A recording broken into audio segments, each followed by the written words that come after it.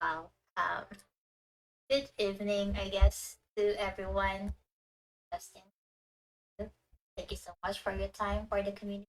I appreciate it. All right, I can see also the chats in there. We can go there on. But let's start with the self introduction first. So I'm gonna introduce myself. My name is Avi. I am one of the leaders of the OSSPH, and I do love hosting events like this. So let's go with our just can you please introduce for a while? Yeah. So hi everyone. Like, I'll be introducing stuff much later journey, but um, yeah, I'm here and I found it. I think a couple months back, but I've been programming, and I think it's more of I guess my primary uh talking part uh spreading the knowledge. But yeah, I'll be talking about me more in depth, much. I hope you I hope you all look forward to. Thank you so much for that, Jess. We are very excited for the topics. So, exploring the functional, I know not a lot of people about it, so have to go deep. But if you don't understand the thing or you want to clarify things or have questions, have our chat in there. Just um, that's fun. So, how about we go with our presentation right now? Are you ready, Jess? Ready as I No. can be. Okay, thank you so much. Go take the stage. Let's go. Yeah, awesome. Good day everyone. This thought on explore programming. I think singit ko lang na. I think these slides are freaking out on me, but I guess it. But yeah, to get started with talk, let's first talk about me. So I am a team member. Your script is a functional programming language, and I've been since it's also an open source project. I've been contributing to it since I guess 2021, but only recently, last year in May 2020, I get involved as a core team member, or sort of like a I part of like driving language. And a couple months ago from that, back in March 2020, I first became a core collaborator, and what that means that I was basically granted permission to merge whatever sort of like pull requests that were present in the repository as long as they had approvals from the court. As for my journey, I started learning functional programming back in 2018. And what I started learning programming, I think around 2016, but I didn't really pick up the pace up until 2020, where I started my own projects. So right now, I'm using Mishkan. We're currently using ray tracing stuff. It's very like it's very disjoint or separate from like functional programming, but of course, like the knowledge, like what. And I have built software in a handful of languages, particularly Haskell, YAML, and at work we're currently using Rust and calling that in Python. And then, of course, I also have my links to my social. And if you do want to have a chat, the best way to reach email, just send me my and I will try to um as quick uh, as quick as I can. So yeah, enough about me. Yeah, enough about me. Now talk about this talk. This talk it aims programming at a high level. I won't be going for like a specific language. Rather, I'll be introducing the fundamental concepts or the building blocks for functional programming languages, at least the common ones. So I'll also be discussing the theory or computer and and and before I'll be sure on how to start learning functional programming. And then for the demo, I'll be demonstrating development cycle functional language, specifically PureScript. So we'll be building API client or a dictionary API. So um, hopefully, start like that makes up for talk being like for general. Then of course we can ask further questions from the audience during the um yeah, why don't we with programming as a paradigm? So what do we mean by something? What do we mean by a paradigm? Paradigm is reflect programming. For instance, you may have heard of the object-oriented paradigm or the imperative procedural paradigm, or like this programming where they have their own concepts and that they basically are the building blocks when you want to solve a problem in that language. So functional programming itself is its own paradigm that also happens to a lot of by functional being as intent rather around functions. Likewise, functional programming is very broad and it can be implemented and interpreted in many different functional programming languages often have this features, and that has to do with the fact that such an old such an old like paradigm that it has branch uh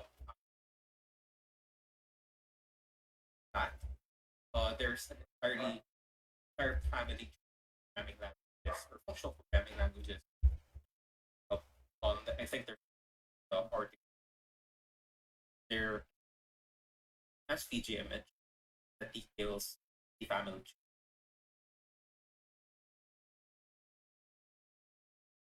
So as I mentioned, there are fundamental concepts that define the functional programming language, and uh, be going through maybe the tactic. So for fundamental concepts, we have so the first one being scalar data. So this pertains to singular values or basically smallest possible have language. For instance, you have integers, you have floating, you have strings,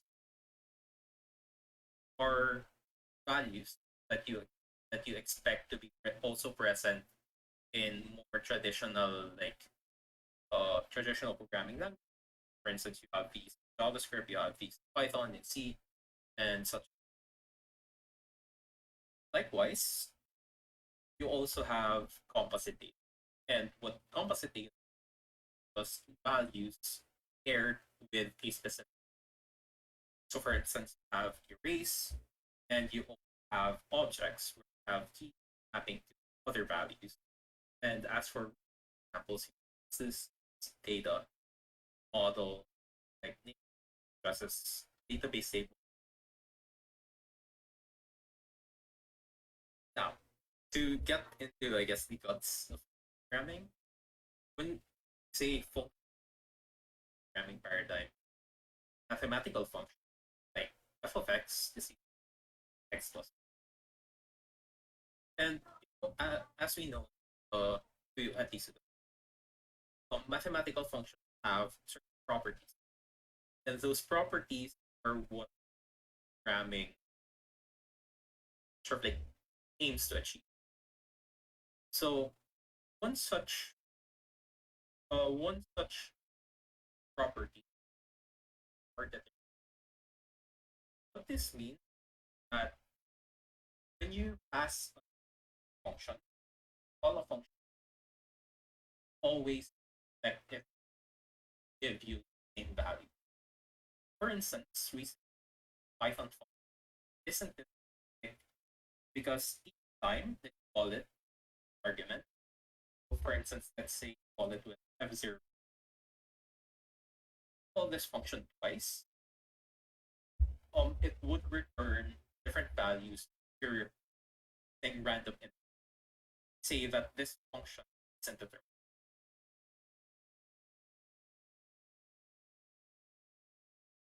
And another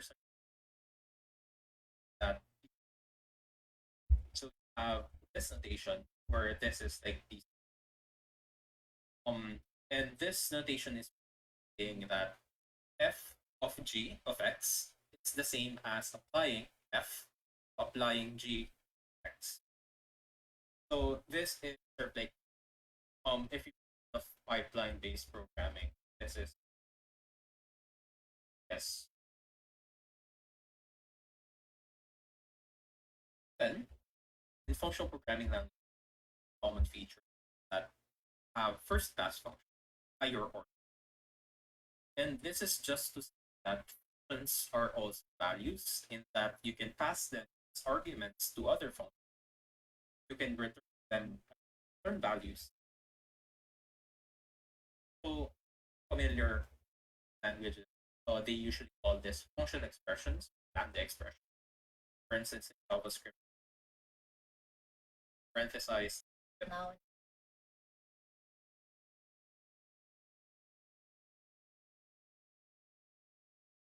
a job for let us fix one from the Facebook asking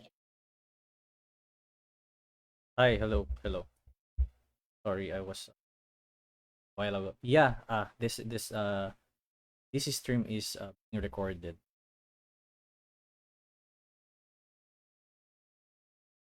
Yep, yep. okay. I think we're good Yeah, na. thanks. Tama na.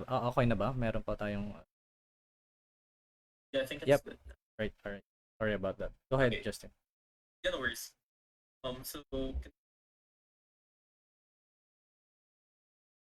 So this is function where you have function calling them. So for instance, a definition factorial function where it takes some integer and it checks if n is then it returns one. Otherwise, it multiplies n. So something called inductively recursive. Um, and this is a feature of programming that sort of like what it solves, or it solves the problem having in programming language. And I'll be like be going through why it doesn't have that aspect. Okay. So with the syntactic feature, divided into one building blocks of like a source file sort. You have expressions or your chain or a string of values that denote some form of so far have arithmetic expression adding 9 10. Then you also have your complicated expressions where if then else. Then of course have your lambda expressions take some value. defined with at a very, very basic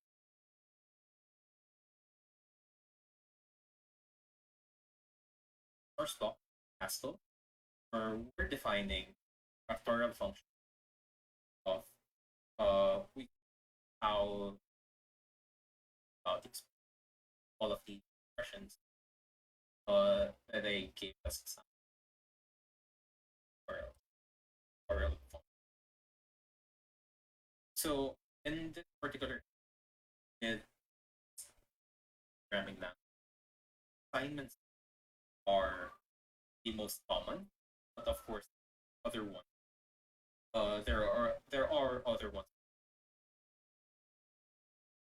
and syntactically, programming declarative in that prefers descriptions rather than so say that language is basically rather than say how to be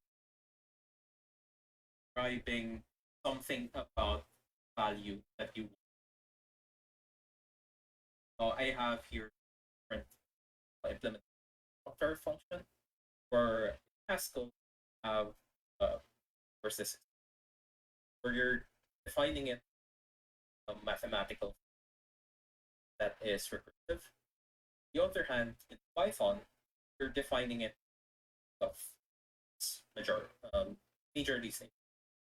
So for instance, this line you have assignments where you assign per assign value of one, then you have this compound state one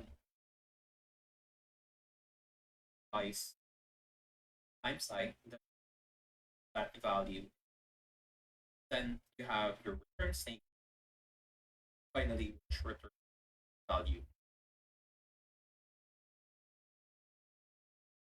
Summarize have Taylor and composite. You have mathematical forms, have expressions and statements, refer descriptions, or that is to say that you're bound to see expressions.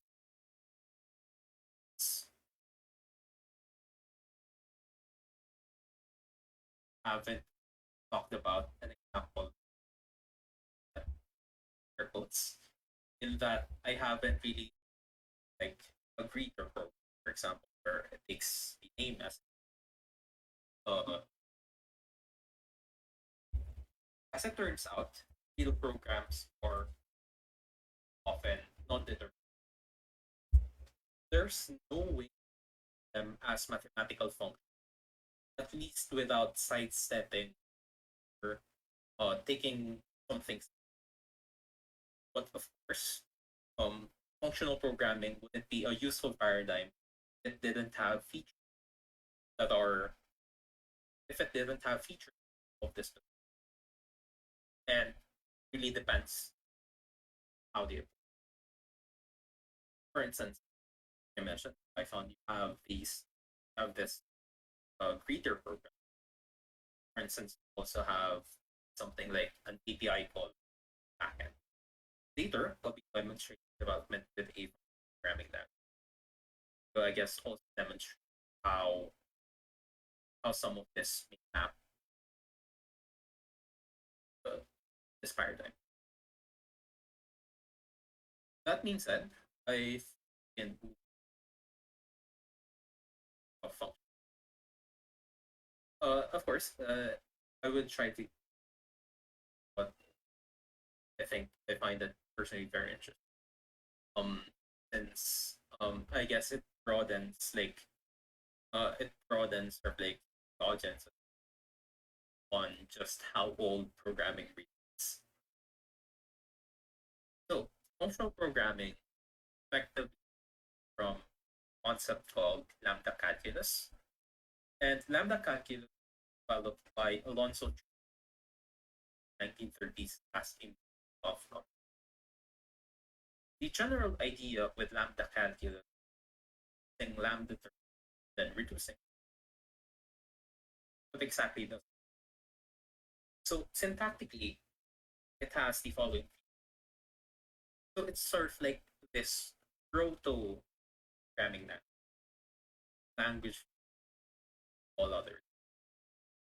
So for one, it has variables and it has abstractions for lambda term, and it also has functional.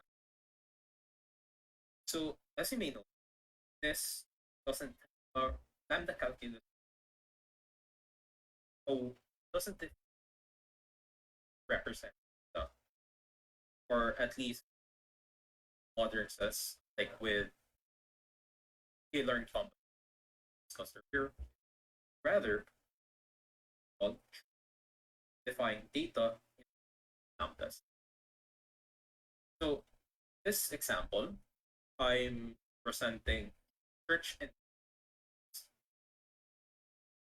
when we want to say or we want to represent Boolean value, say that it's a function that takes a returns so this basically argument. Likewise with false, it's much the same case. It uses the right the other argument. Turns out in that you have a logical like and or or so this case with n accepts when it applies. So this is where this is where things start. Um, you have to manually like evaluate this of course. But to demonstrate like how this works, I have this example where let's say I want to evaluate and just looking at this, you can already tell that the result for this is what's an AND operation. This only returns true. So the first step in evaluating expression, first uh, the AND and replace it with the definition. So in this taking right hand side of up next, the next step substitute uh substitute argument to this lamp. In this case, becomes becomes false. So you're going to be doing true, false, true. So once you have, you're going to do if true, where you replace it with the right hand A B. You're going to replace it with A. Then you're going to apply it to false and true. False is F. We're just going to then of course you can with or logical operator and it works much the same.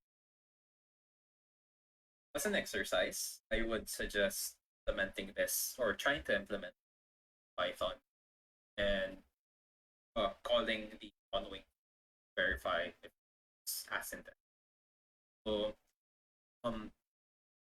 by the way, these slides are published on site, so you can copy them. You can actually sign that button.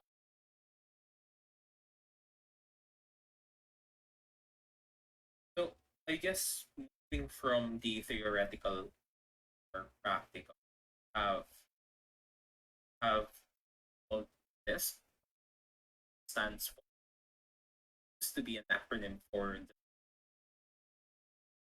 so Lisp is a language that was originally developed in 1950 by John McCarthy, subsequently implemented by Steve Russell.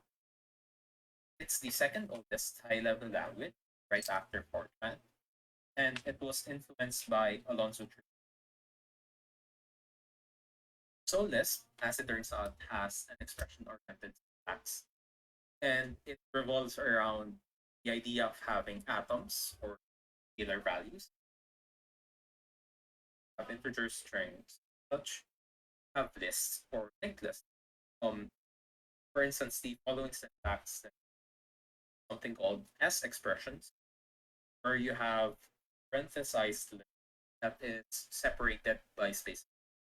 So in this case, this specific is doing is calling the function list and add it or and it's using 9 and as the parameter. Or you also have this arithmetic expression which divides 9 by if you're familiar with something like reverse addition or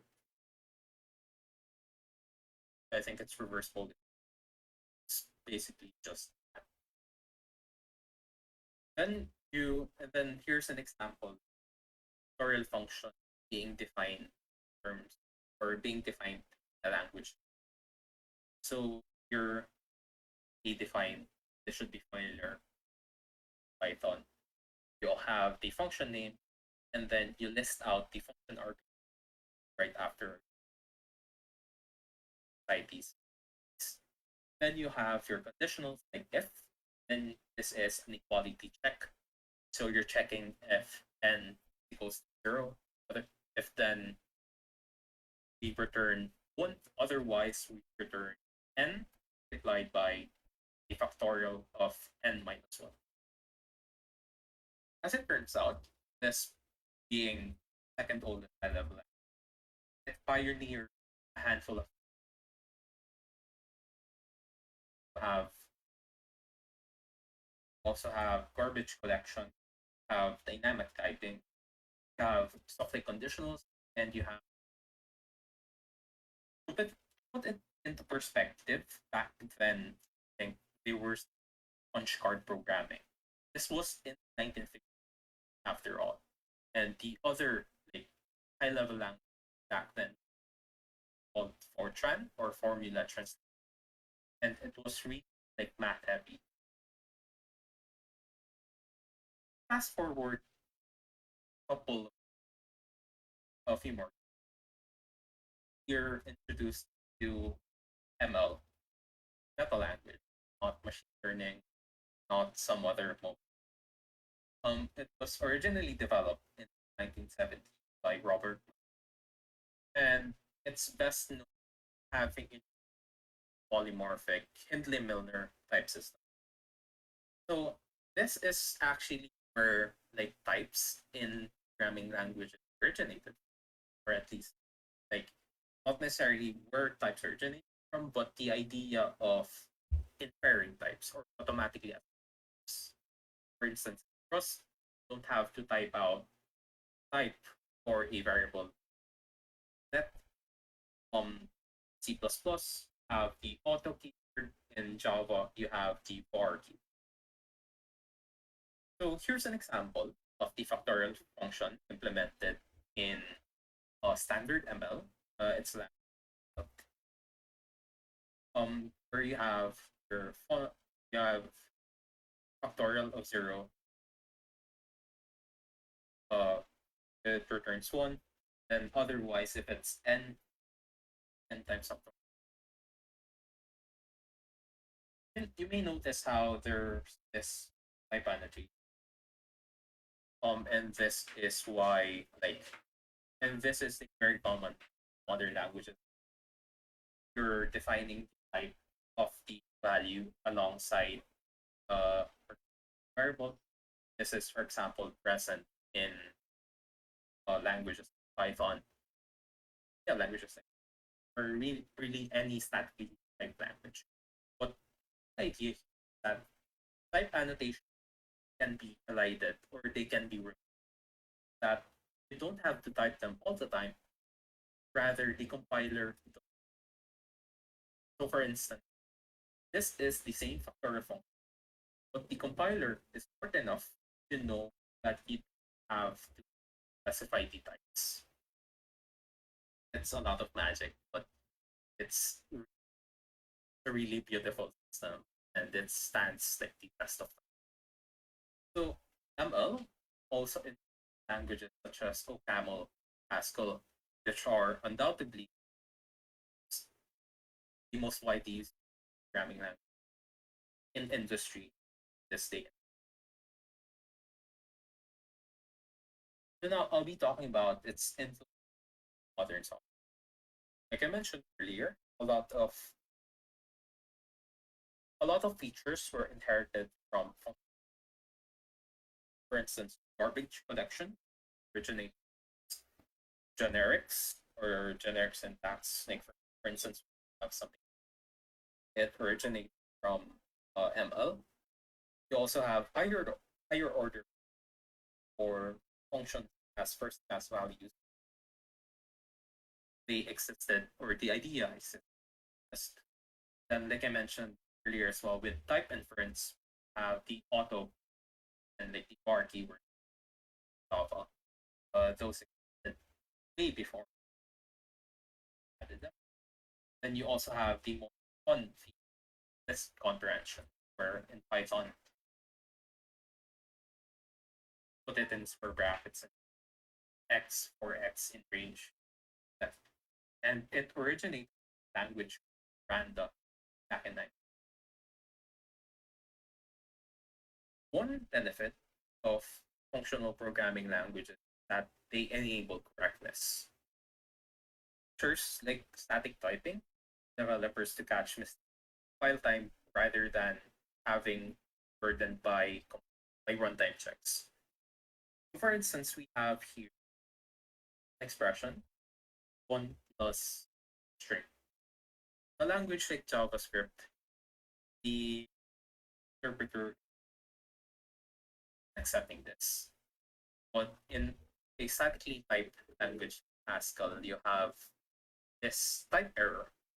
Basically, say that you can't add a integer to a string, and it just doesn't accept that, and it ever evaluate that expression. Moving on, functional programming languages also tend to focus on an idea called compositionality software, and general sort of like benefit to it that you can build software bottom up rather than so in Java style object oriented programming languages, the way to describe your code is UML diagram. But sort of like a con to them is that they offer little insight, challenges, counter solving specific problems. For instance, when a specific code structure doesn't work as intended, or for instance, when you just want to experiment with how to approach implementing like a specific subsystem project. Functional programming this problem because you're encouraged to build models or then post together to build larger ones. A benefit to this is that when you have these factoring with new requirements, it's super easy that naturally you have more things to look at. Tracking down where a problem occurs is usually much simpler, and because you don't have all of this like complicated relationship between classes, after all, it's you don't have to much together if the different subs have like work for your application. So that's the um. Then of course there's a lot more that in the languages have to offer. For instance, formal like just a side note, formal or use basically the process of think that your program is mathematically correct. And it's used for stuff like aviation, like programming the computer that drive like aircraft or maybe programming or developing software hospital or in surgery machine. That so it's deeply integrated to these niche sort of like fields. Another sort of like modern software development is with coding languages, for instance, Scala, YAML, support both object-oriented and functional programming. In general, there's this symbiotic relationship with non-functional languages, programming language, where non-functional take features functional, while functional languages benefit non-functional languages with like building fields of. So for the final of this part of the talk, I'll be now sharing some couple of tips. Okay? Like I mentioned earlier during the introduction, I've been teaching myself functional programming since, and admittedly, there's still. I'd also say that functional programming is a gradient. How you start really depends on your familiarity with this. But I would recommend the following. First is just start learning. As it turns out, a lot of functional languages, just programming languages in general, they have books or manuals, and then follow me examples, get an idea how to build programs. You also have, or second tip that they have is start building projects and to contribute to open source. So this is actually where most of my functional programming knowledge came from, was just checking out how other people solve or how other people develop programs in other languages and contributing to stuff that I find it. But this is actually how I got in developing. Third tip that I have is to ask around communities focused on functional programming that they the individuals there offer like the best possible like learning the language. Yes, that they focus on. So as for like language recommendation, I would say that for JavaScript developers, TypeScript is a good or it's a natural extension to JavaScript that you're not really using JavaScript, but you're adding more useful features on top. Specifically static type checking. And then maybe you would get into more functional pattern eventually.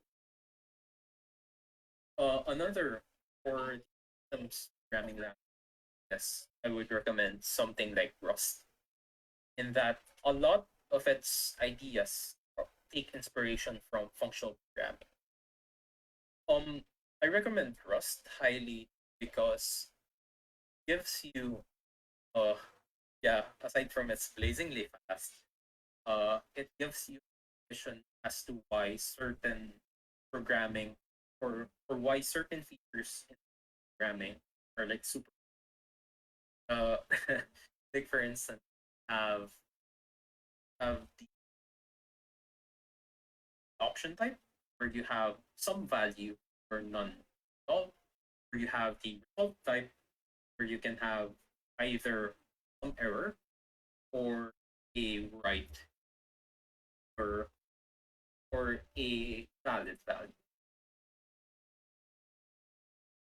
Up next, I guess this is leaning actual. I would highly recommend OCaml since it has less of a learning curve compared to Haskell started with, and it also has abundance of sources that I am thinking here this slide. So for media, I've linked Cornell's yes 3110 course. This is text-based or video lectures, and this focuses on teaching Camel for folks who have like existing existing programming backgrounds.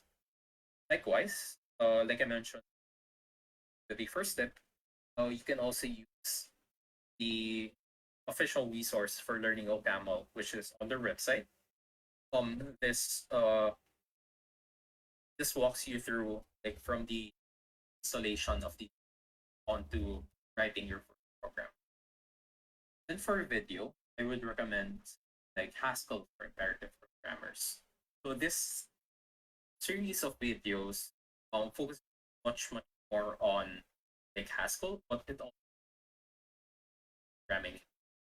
But it also introduces like functional programming concepts along the way.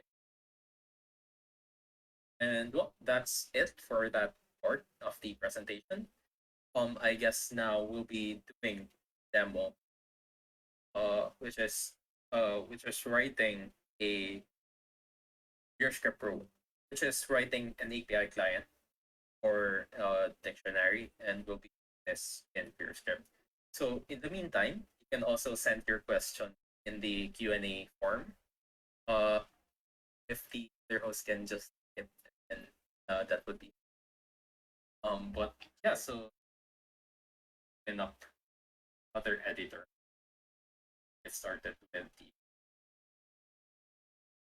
Okay, so this is API that will Dalam use, and this is um the dictionary API. So finding words, um and will be um for this demo, I'll be blitzing, pero but hope I can like demonstrate like the different features, maybe show you some insight on how I personally like work with a language or with a functional programming language. Started.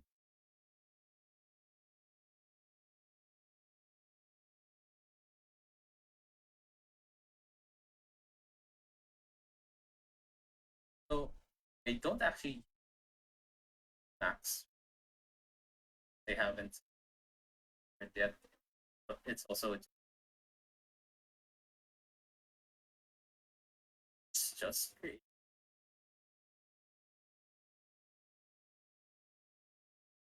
Um, that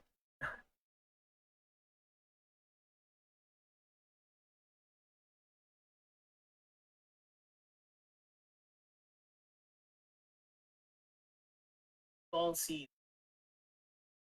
Oh, like Yeah, there's no. yep. Okay. So let's get started. So when working with PureScript, that are important, of course, the PureScript compiler, and a build tool called Spago. So PureScript compiler you can actually install just by using npm. You can do npm I PureScript at 0.8. And for Spago or Spago, you can also so they already have it for the purposes of this talk, and of course because I work with script like almost daily.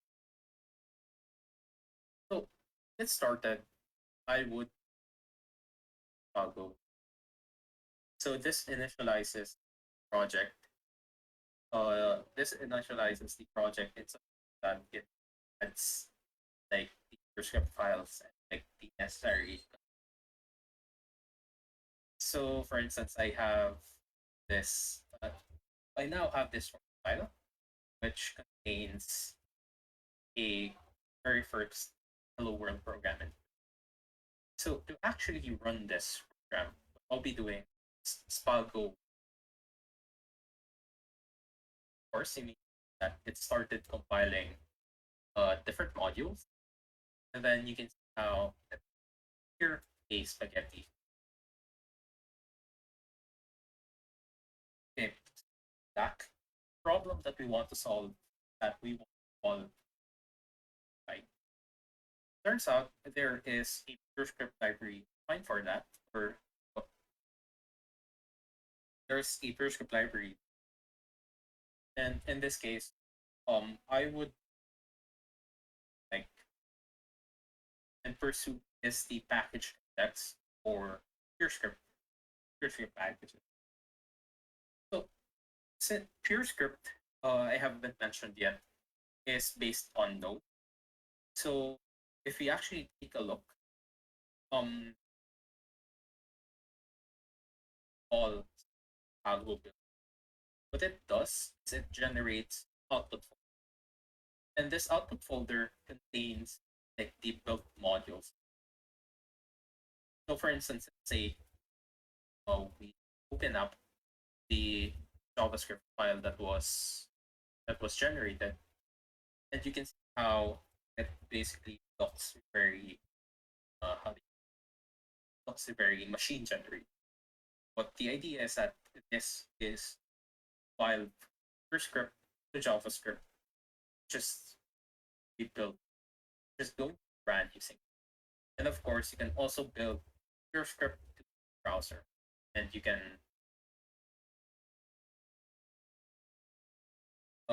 so since PureScript is based on JavaScript, I guess the first thing I want to whether or not have some fetch.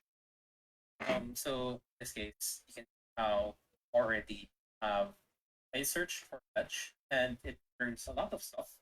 For instance, this, which is a type, can also return functions like this fetch function. Then it can also return entire libraries. Have your script fetch, which is a this sort of like we call it. It's an API. It's a package that wraps around the fetch, like so. I guess to simplify it,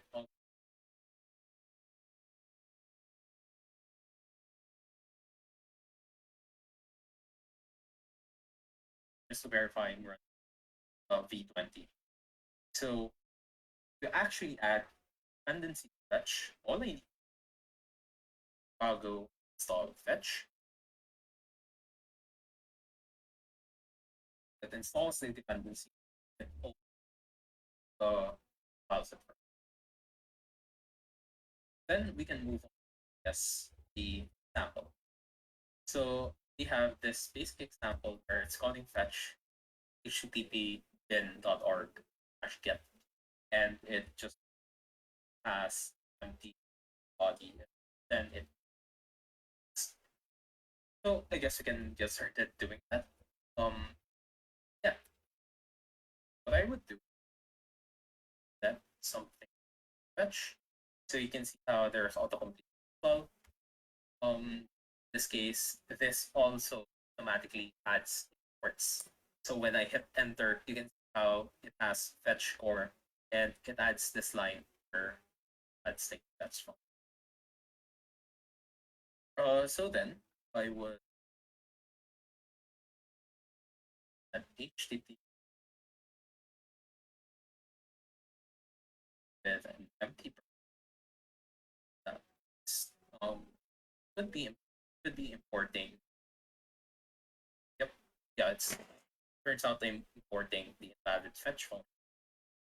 I'll be using this another like course like code action actually proper. In this case, now I have working or a program that compiles and I have some value. Now I have some text value. So I'm just check. Oh, it's an F string. So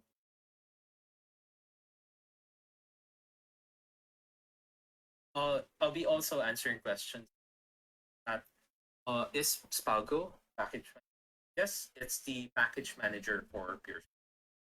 It's latest and it's also so I just added the defendant half. Half is Pure Script's runtime for asynchronous programming. So you can think of it as sort of like promises, but it has the added benefit of being cancelable and, of course, other richer features. So it turns out that perform this fetch operation also requires a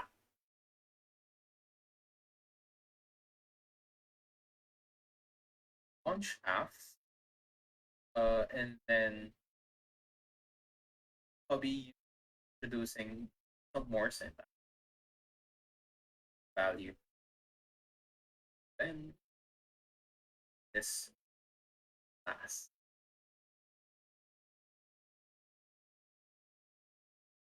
So now we have this value. So this syntax we notice is different from like the so in this specific instance, this left arrow. I won't go into detail why this is the case, but you can think of this as sort of like a no wait operation.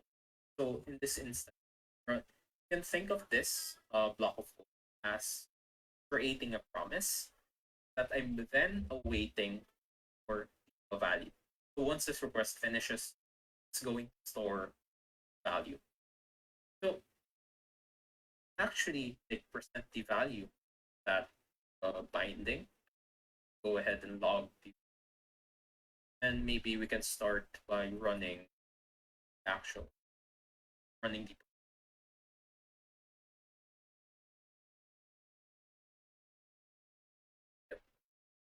Now you can see how it prints out a JSON string of the output from bin or get. Then I guess we can also try with data means where we're going to be calling their API endpoint to gain maybe like the values. This turns out that it's complete about fetch field. I think it has to do with so this is of course like um this is like part of the debug process. Looking actually at the documentation packages that you depend on, then maybe like then of course like looking into how you're going to be solving these kinds of things. In this case, it's complaining about maybe like, I think it complains about this query string. We have question mark ML bringing in years. Maybe if I did something like that, yes, which is much the case. I'm just looking at fetch. So to figure out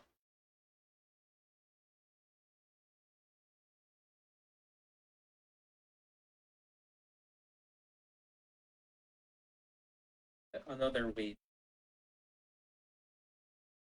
to figure out sort of like how things are done in JavaScript.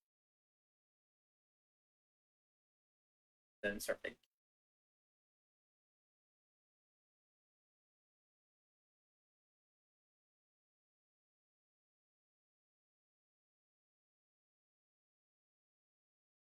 on. Definitely. Okay, so it was just an error, I guess. But so you can see how this specific fetch is giving me the this JSON. So at this point, you only have that you still have to parse. So in pure script, sort of like the general actually to actually extract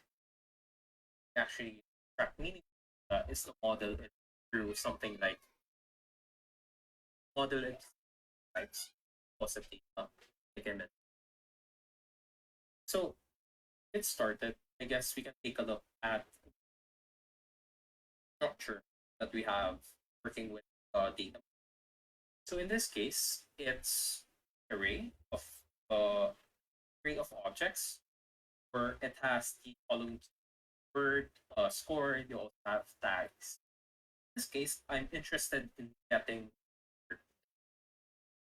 So one way I could do that is saying that type and word where the word is and you and have a score. Now, to those familiar with TypeScript, this is a way to define the record type, but so now the fetch package recommends other packages. JSON.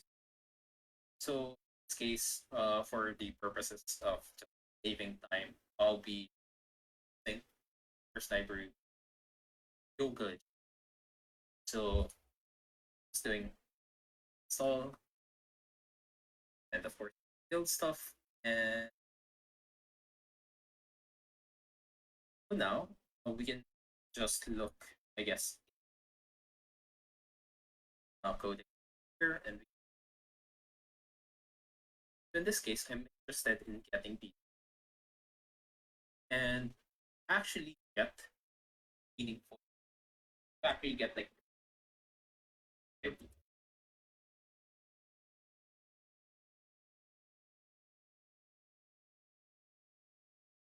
this case, I'm interested in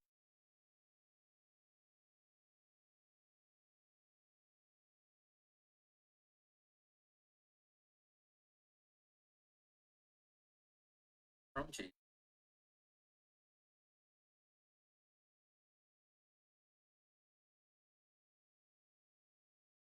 or well rather want we're since we're getting list of entries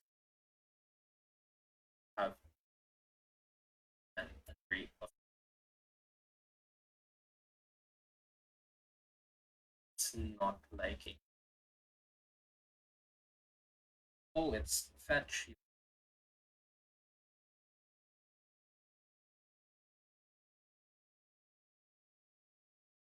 that and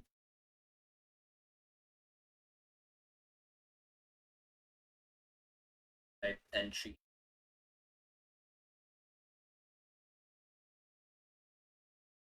Then ouch. Now it's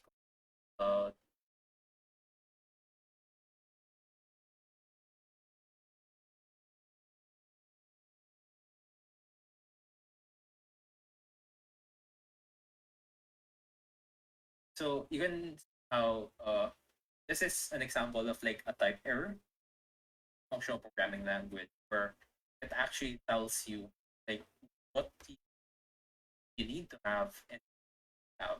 So this specific error in particular won't allow your program to compile. And it has to do with these types being so it doesn't really matter like, for the purpose of what the difference is types and why it complains. What sort of like just to demonstrate you will have these errors that would basically fix whatever is a logical error. Ported the wrong thing. Now it's when a toggle run.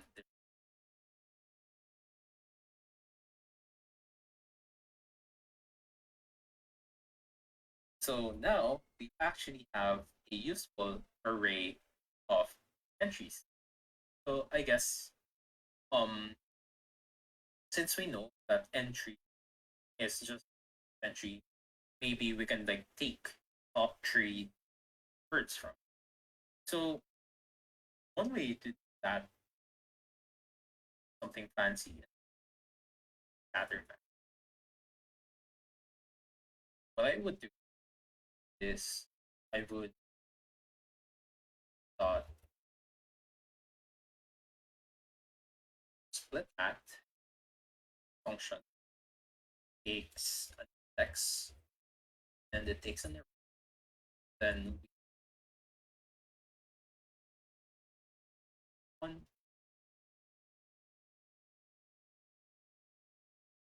then verify what the be.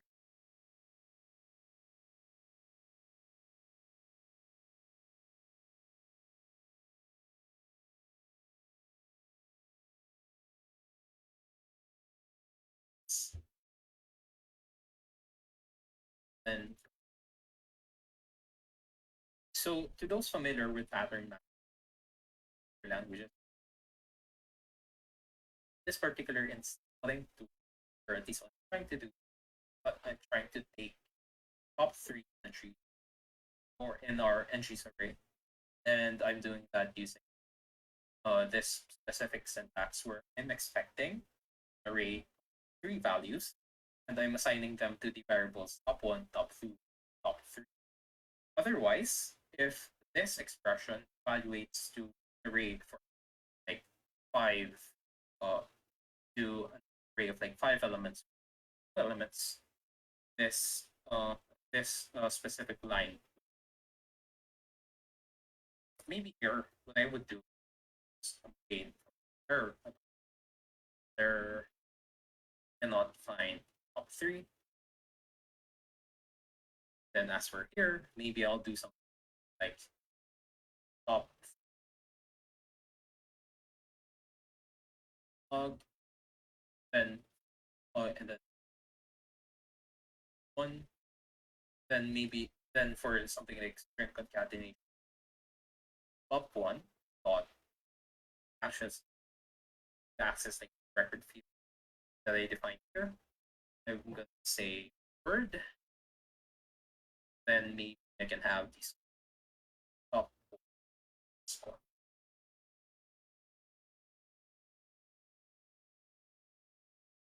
this here as well. This is another, I guess, uh, more uh,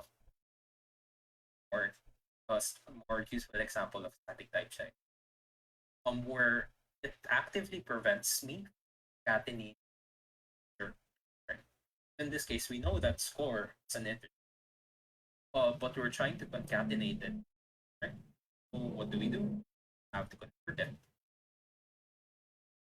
So turns out it's also see figuring out which function that, and you can use all type tool actually have the compiler come into you what function syntax for that something like well, where you're basically have a variable and you're fix it question mark.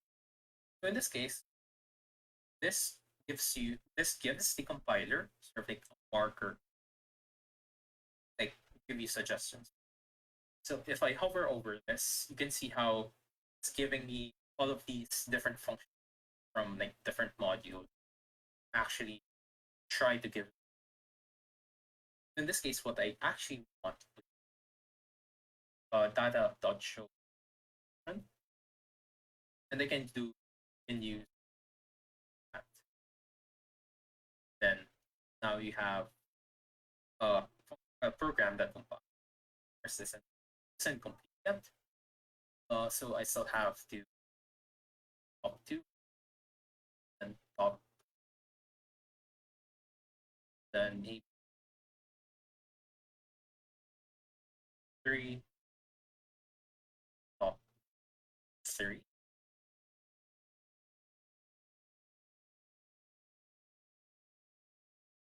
So now if I go ahead and run, I'll go run. It tells me something about my interface still, where it's just that data used. Now we have a program that displays top three words or whatever query that we have this part. So of course, you can also build an entire library around this API where you would have a function that takes this query, or maybe have like something like a query build that actually constructs this for you. And then what the library does with calling, like providing representations of the JSON data that it learns, and then maybe you can have like convenience actually, and I guess that's our big like on how we program word on how we do word programs. Um, I guess have and I guess sort of like maximize sort of like introduce to you sort of like other uh other sort of like word application of functional programming. So yes, can you programming content? Of course, the answer is yes. There's actually a lot of front end frameworks that are in functional programming languages, and also and also like inspired by languages. For instance, Elm. And in PureScript we have frameworks like Halogen, and we also actually have bindings in React. For instance, if you want to use PureScript, for instance, if you want to use React in PureScript, you can that and you can do it through this library. Uh, it introduces like PureScript class, but under the hood, this just defines a React component that you can use in your code. So a lot of development has like a lot of development work has definitely taking the language as ergonomic as well, especially for those who um I guess yeah I can answer on how can you log instead of you. So I mentioned earlier, no, like with the talk that thing doesn't exist in languages.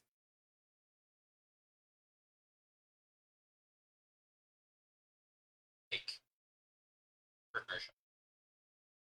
Yep. Uh, Nice one. Sure.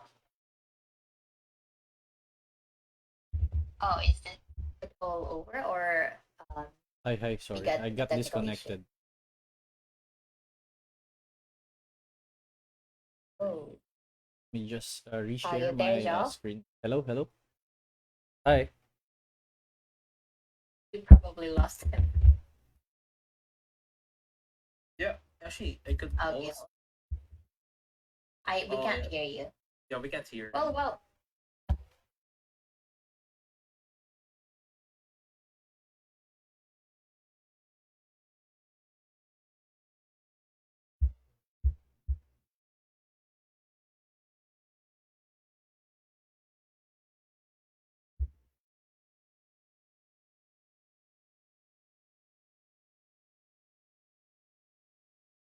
Hi.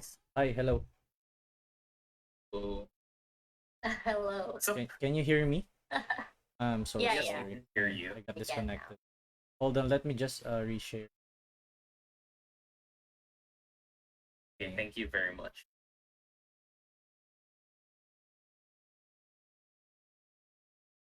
So we already actually have a couple of the chat. Of course, we also have questions. Can you see Yeah. the presentation? And we also got questions from the Google Forms. So I guess we can start with the first couple of chat. With the first one from Flame being, how can you loop log instead of multiple times? So like I mentioned earlier, like thing doesn't really exist in programming, rather recursion. In this case, you can switch and implement your big thing. It's more on like syntax. So in this case, rather than like repeat, I want to do is basically extract this. So how I would doing that is opsi or I'm using this function called for, oddly enough. And this is actually syntax sugar for like having a language. In this case, I want it's still grade of take. Then I would want log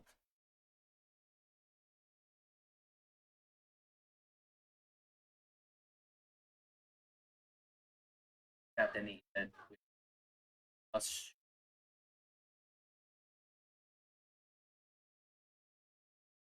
And I'll just now you see have like additional thing, but under the hood, this is we just use recursion, and it's implemented in terms of reverse function, and it's implemented in a whole form. So, like what I just said, yes, it looks like a map, and it's actually a map, but it's much more than a map, and it's reverse, which is the answer to everything. At least programming. But that aside, um, from this, unfortunately, out on disease. So one way to solve this actually get ask thing like you can just Google it, of course. Pure script created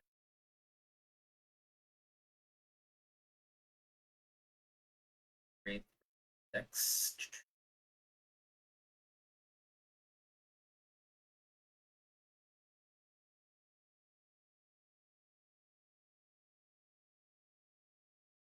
Uh,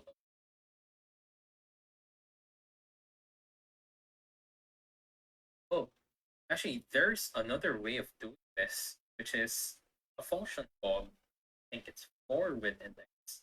Yes. So this is there's this function called forward index, and this is like equivalent to having enumerate in languages like Python or in Rust.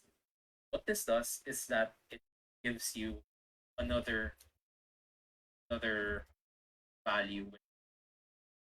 Now you can do index dot concatenate. Then of course it also contains about stuff not being type. So you can then just then when you go run, you have error.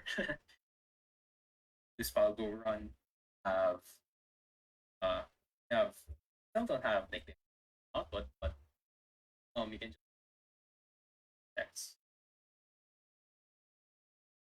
and you have ultimately the expected outcome. And this is much cleaner than manually pattern match. And of course, you can also like uh can also reduce number of uh like that.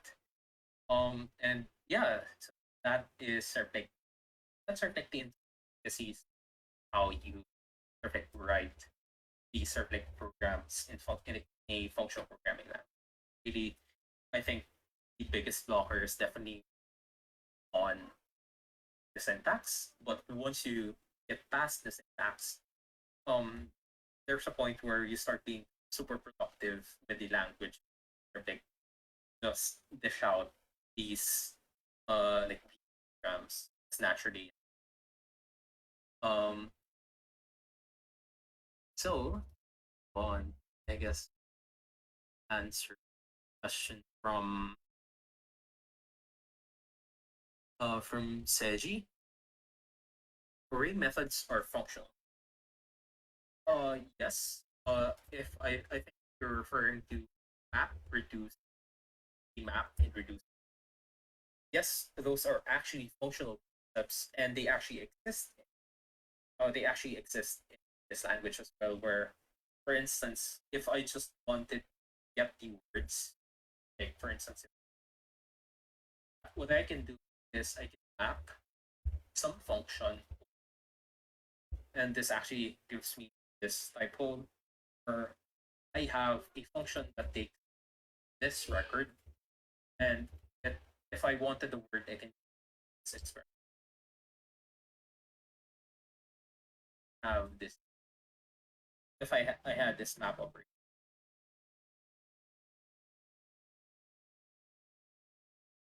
then with reduce, there also exists a case it's actually called. For instance, if I wanted to concatenate read up, something like that. So from an array of strings, I now have a, I guess that's how the chat. Maybe we can move on to the Justin, sorry to interrupt, but Avi needs to leave now. So yeah, Avi. Yeah, I'm sorry that the talk is really good. So sorry for interrupting. And I would like to thank first our dear speaker here. Thank you so much for the time, and I really learned a lot. But I have to go because I have another community event. I'm gonna listen at the recordings. Thank you so Now. much, Avi. Yeah. Thank you. Bye I'm gonna leave the stage bye. right now. Thank you so much, Thank you so and much. apologies, Joff No, it's and okay. Justin. No problem. yeah, it's Absolutely. fine. Thank Yeah, thank you. you. Bye Bye bye. bye. Yeah, Bye, bye bye. everyone. Guess you can All right, proceed now. so forms. Uh, Jeff, do you have the ready? Right. Yeah, so are we done with the presentation? Yup. For the demo, we're done. All right. So, or like the half. All right. All right. So, sure. So we have a few questions here. So let me just let's You could take the also first one, okay? maybe, yeah, if you could also maybe on these Oh, for okay. others too. Sure. Hold on.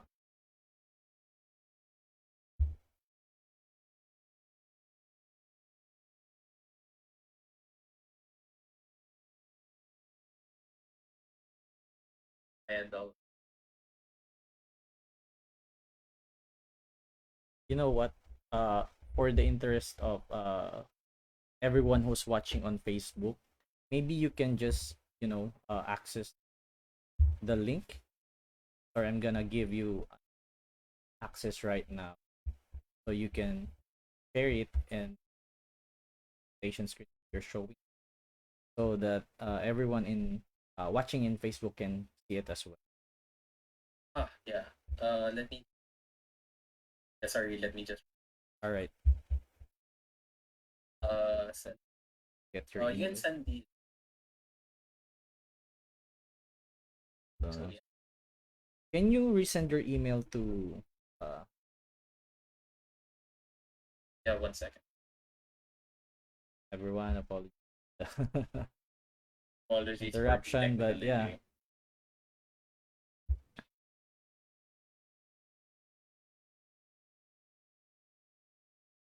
And I should just. Yes, and also with the Okay.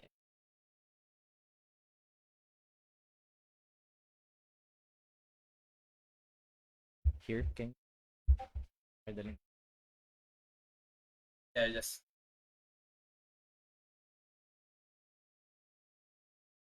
And I'll be happens. Yep. Yeah. By the way, guys, you can send your questions here as well. That yeah. Yeah. Let me just. Share that.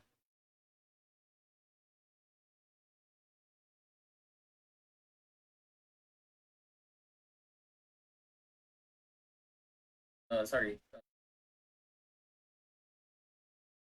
Here we go.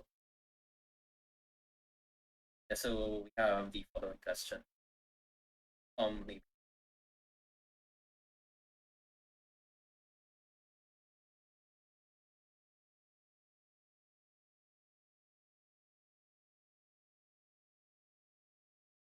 guess we can start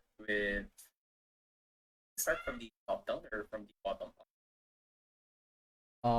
I the ascending is one of the first are their questions. Yeah, so from the bottom, Yeah. right? So the first question: what FP concepts would you recommend for beginners or in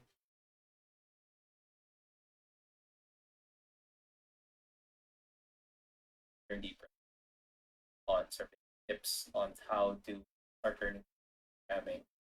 Then, of course, one of those things: asking around, or reading else, and like just all this, just building projects. But as for FP concepts, I would really try to I would suggest like familiarizing yourself working with function. For instance, in JavaScript, um, there's like this really good uh video from uh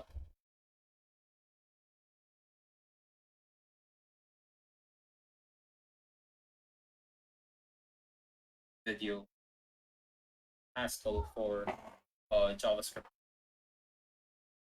I think,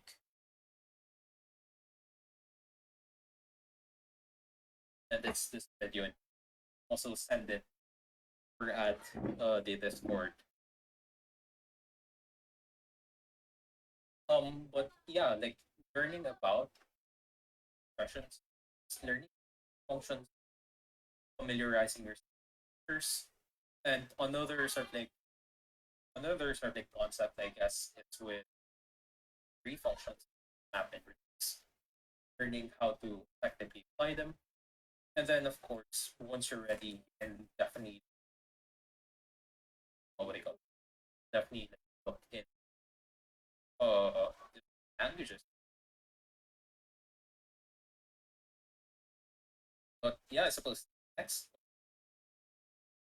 difference between functional and object oriented. So originally, I was planning to actually talk about this, but in the interest of time, and I wanted to make presentation general possible. I did that as interest that I dive into it, but the answer is depends on the if you're comparing your script, JavaScript, may notice that first, of course, like first thing that first thing that like, pops up is with how instead of classes, you're focusing really on data of your objects, have functions, which is to have your functions are transforming that data. Whereas in object-oriented programming, classes represent data, you can use classes to represent services, and you can use classes to provide some API that your clients would then call like API as in programming interface. But really, yeah, like the answer is depends on that. But yeah, like in terms of like yes, top level differences, it's really just a matter of rather than the act of modeling something objects. FP languages are better as a beginner's first language compared to more traditional. Personally, I wouldn't say that a better choice as a language, but rather a complementary language to learn alongside other these these other languages. As I mentioned earlier, have have um of coexist languages Scala, Camel have functional object orienters to sort of like the idea of other really as productive as learning. So Another question is what advantages does functional programming offer over class-based accessibility, scalability, particularly current and parallelized? This is actually another. This is actually good in that in terms of maintenance, I mentioned earlier, a lot of functional programming languages see for factors are working solely on functions. Likewise, for testability, another application programming is on property testing. And property testing idea of automatically generating test data, test the property you have for your function. So I'm going to link on a good video on YouTube about the matter. This uh this one is from computer file which is checking automation. In terms of scalability, Haskell has languages like Haskell has felt to be in not only complexity but also in terms of performance, where you can Haskell banking and crypto application. For instance, with I think it's called IOH company. They're developing like a blockchain on that's written in Haskell, and then on a company called Cadena is doing their own project as well. And turns out those two companies contribute a lot to like, or at least as far as I know, they contribute a lot to of the compiler. Um, but in concurrent and parallelized application, it turns out that social programming for that you have that it turns out that one other core feature of programming, that being ability, works really well when you want to do concurrent programming. So an innovation, for instance, that occurred in functional programming language is something like standard transactional memory, which is basically I'm not entirely familiar with. I haven't been Haskell file, but it's basically a way to sync data action. And of course, you also have languages like Rust, which implement like good concurrency primitives. It's much better than other languages.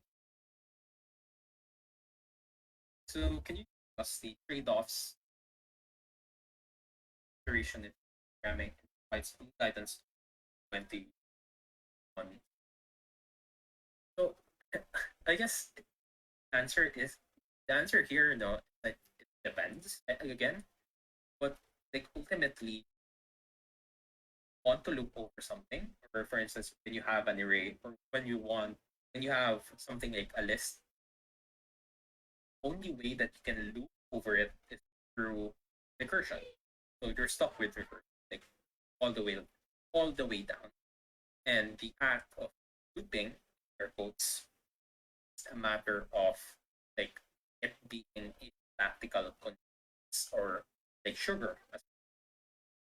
Um, in languages, for instance, like Lisp, there are um there are or at least in languages like JavaScript have where you both have recursion and you have iteration. It's really a matter of what you're trying to do. So, for instance, when you have nested object, display that is to just recurse. On the other hand, when you have something like a flat structure like an array, of course you can just iterate over it. It doesn't really make sense to recursion for it since so and it really just depends on the structure of your data. If your data is also recursive, then yes, go ahead use recursion, and of course you can also use iteration if available in the language. Um, interestingly enough, In terms of like performance, the answer is also it depends. Because some languages, as it turns out, optimize away recursion in that ultimately being they end up they, they end up just being for loops like in the machine. So for instance, some that Python I think doesn't do it. JavaScript also doesn't do it, but that depends on the runtime, where specifically the WebKit runtime or one uses Safari and one actually like does something called tail call. And for this, you think about this about task calls. So just going to skim through this mostly because I'm curious. Um,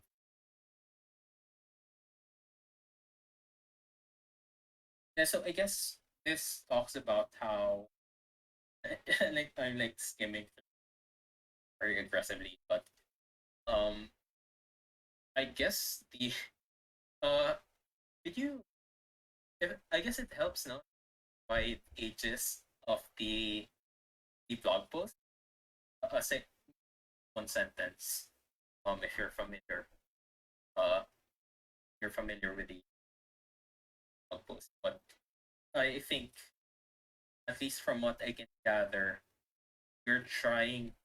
At least from what I can gather, blog post is talking about how Haskell uh, is a category that can really think of it that way.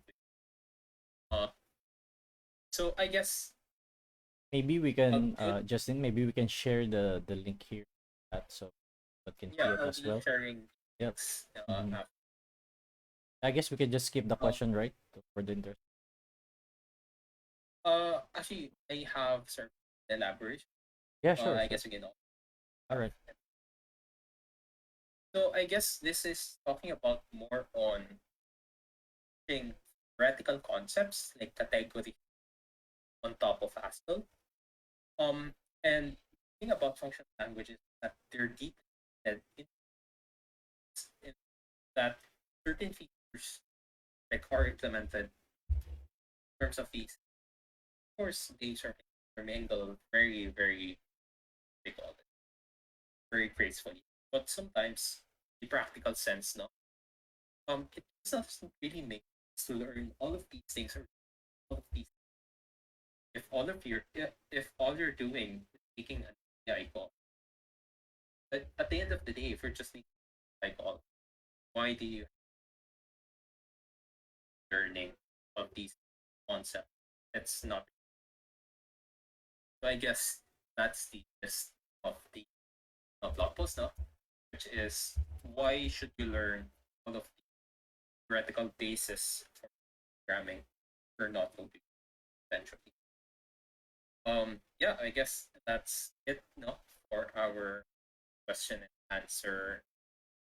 Um, uh, yeah, I guess wala nang questions and stuff. Yep. Unless Guys, there's questions in the you can Facebook chat. still, yeah. There's no one asking Facebook chat, but feel free to send your questions here in the chat. We can.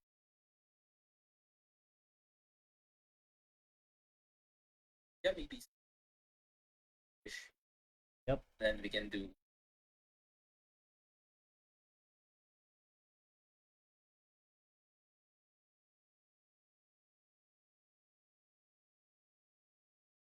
So, how's it going, everyone?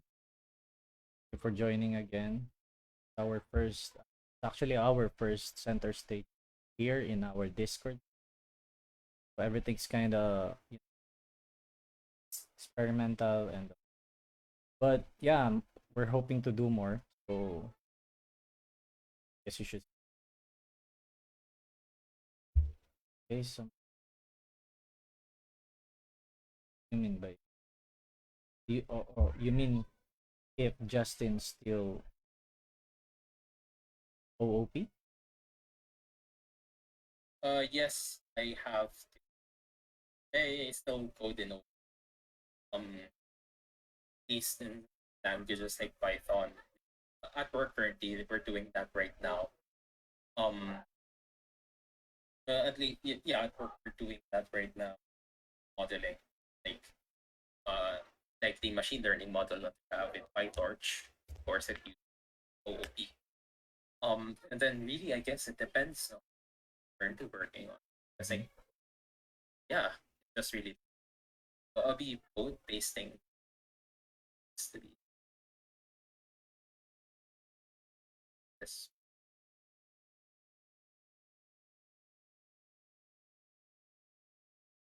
So as for the slides are available in my website.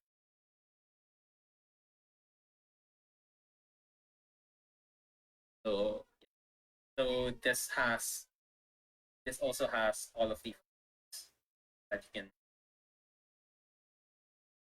um yep. So the do works. Yeah, so like Joff mentioned, this is center stage event. And likewise, it's also my first time doing this sort of presentation. Yep. Very much, Justin, for the full presentation.